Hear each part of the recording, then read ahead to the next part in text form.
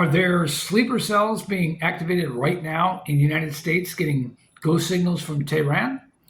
I mean, it seems highly likely that's almost an inevitable reality. We saw what recently happened regarding a Southwest Airlines flight being diverted to Atlanta, and it was done based on fears of Iranian terror threats. If you haven't seen the several videos making their rounds on various social media platforms, I encourage you to go and watch them. I can even imagine how terrifying an experience this had to be for those passengers on that flight. The fact is, we are living in very dangerous times, and let's be honest about something. In many ways, we've all but invited that danger. There are many ways foreign adversaries and bad actors can arrive on our shores, but one of them is certainly through porous borders. And we had 4 years of that under Joe Biden. I wrote an article decades ago that is unfortunately no longer available since the site is no longer online, but in it I talked about open borders, not just being an immigration issue, but one of national security. I continue to strongly believe that national security continues to be the primary reason above all else to ensure we have secure borders. I mean, that's not to dismiss all the other reasons we should secure our borders, but let's face it, there are a lot of people around the world who want to unalive us and destroy our way of life. The Iranians right now are one of them.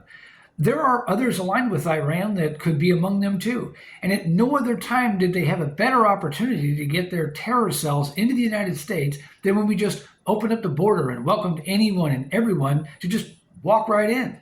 I think it's almost inevitable. We're going to see something happen here. We have to have our eyes open, our ears perked, and be on our toes. Iran's leadership is not interested in peace. They just chose Ayatollah Khamenei's son to take over as supreme leader. Does anyone think he's not going to have a serious bone to pick considering we unalived his father? Look, the fact is, Iran is not our friend. They aren't friends of the rest of the world either. Siding with them makes no sense. It's akin to a perverse self-imposed death wish. Frankly, so is pretending that open borders only allow people to come here wanting to be here to seek a better life. It's naive and it invites danger.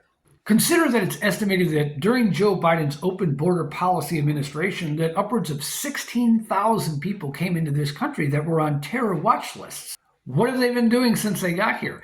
Where are they now? What are their intentions? Do they have targets? One would think so. They're terrorists. The last I checked, terrorists don't come here and open up a Subway and decide selling sandwiches is what they want to do all of a sudden.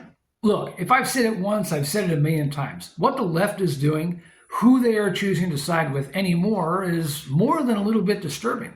It should scare the hell out of all of us. I talked a bit more at length on this massive shift on Iran in a recent video, and I'll put a link in the description to it if you want to watch it. Why does it matter what the left thinks now? Well, think about it. We have major events coming up in some major cities across the United States, and many of those are scheduled in places where Democrats are in power. If they're siding with the enemy, how well prepared are they going to be to work with our federal intelligence agencies to prevent real threats? How on their toes are they going to be? You'd have to wonder, and I know it sounds rather diabolical to even think it, but would they actually quietly be inviting things to happen?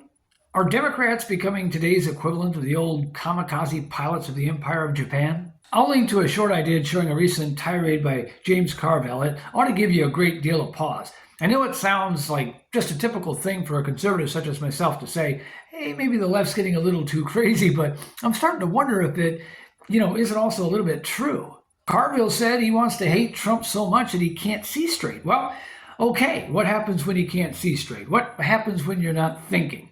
You stop caring. You start wanting to see things crash and burn just to make a point, just to jump and cheer against that which you hate. How far does that go? How far can it go? And what does that mean for the rest of us?